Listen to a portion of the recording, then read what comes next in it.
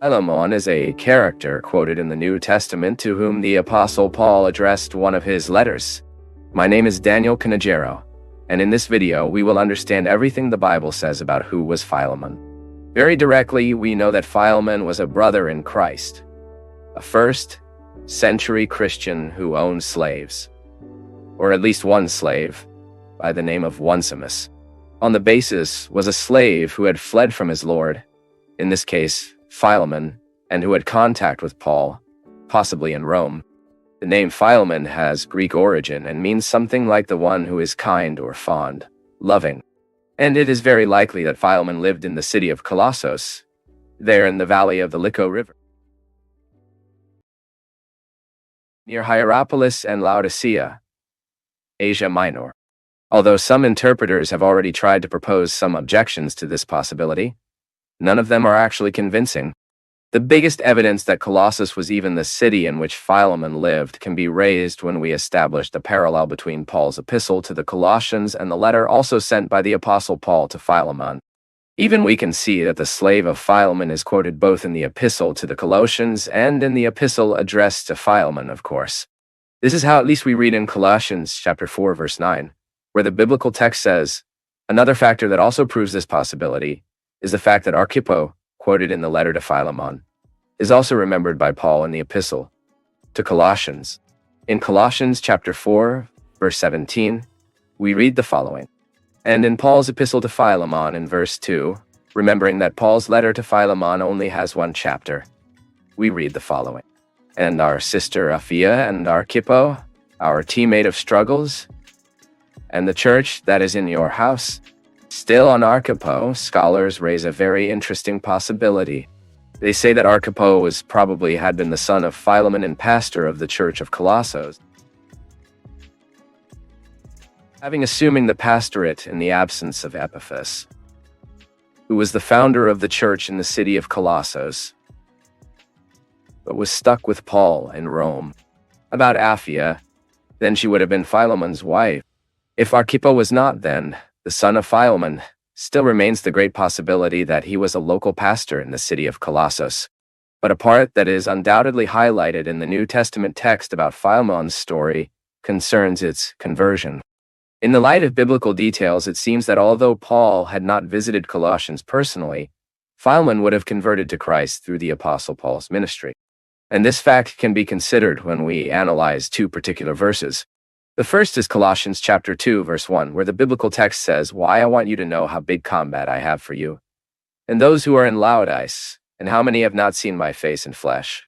So this verse is saying that, in fact, Paul had not personally visited the city of Colossos. And in Philemon, verse 19, we read the following, I, Paul. So perhaps this conversion took place on Paul's third missionary trip, when the apostle worked for about 3 years in the city of Ephesus, the capital of Asia Minor, where the gospel has spread throughout the region. What we know for sure is that Paul had a cordial relationship with Philemon because Paul calls him brother, beloved, and collaborator. The expression, thyself gives me, emphasizes the possible evidence that Paul was one who somehow announced the gospel to Philemon. In these words, we can identify Paul's persuasive argument to pray in favor of Onesimus, also demonstrating the apostle's deep love for the slave. Paul appealed to the fact that if Philemon was aware of eternal life, he should not forgetting the apostle's contribution in this sense, which in a way reflects a type of debt of gratitude from Philemon to Paul. In other words, Paul resorted to a feeling that most of us also possess to those who, used by God, announce the gospel to us. These are usually remembered all over our lives, like our parents at the party. And even in verse 2, from Paul to Philemon, we also found another interesting information about Philemon. Because the church gathered at home, we can conclude that it also exercised some leadership among the Christians of that region. The fact that Philemon has slaves, or at least one slave, also points to the possibility that Philemon was a man possessing some goods, that is, someone of good social position. And we also know that Philemon was not the sole slave owner among the Colossian Christians, at least that we can deduce from Colossians chapter 4, verse 1. where the text says, "You, gentlemen, do whatever of righteousness and equity to your servants, knowing that you also have a Lord in heaven." And finally, Paul's letter written Philemon.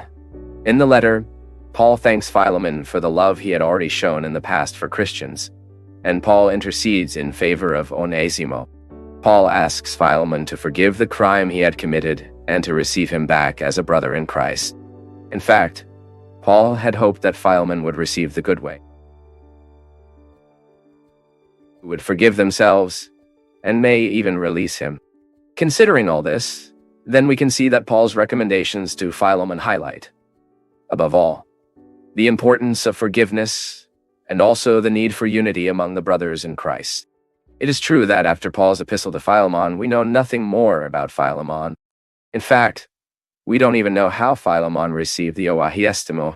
But based on all the details that are informed in the biblical text about the person of Philemon, it seems to be safe to believe that Philemon, in fact, received very well on Ledial, received the one as a brother in Christ, a beloved brother in Christ, and he forgave him from any offense he had committed against him. Well, and that's all we can say on the biblical basis about Philemon's story.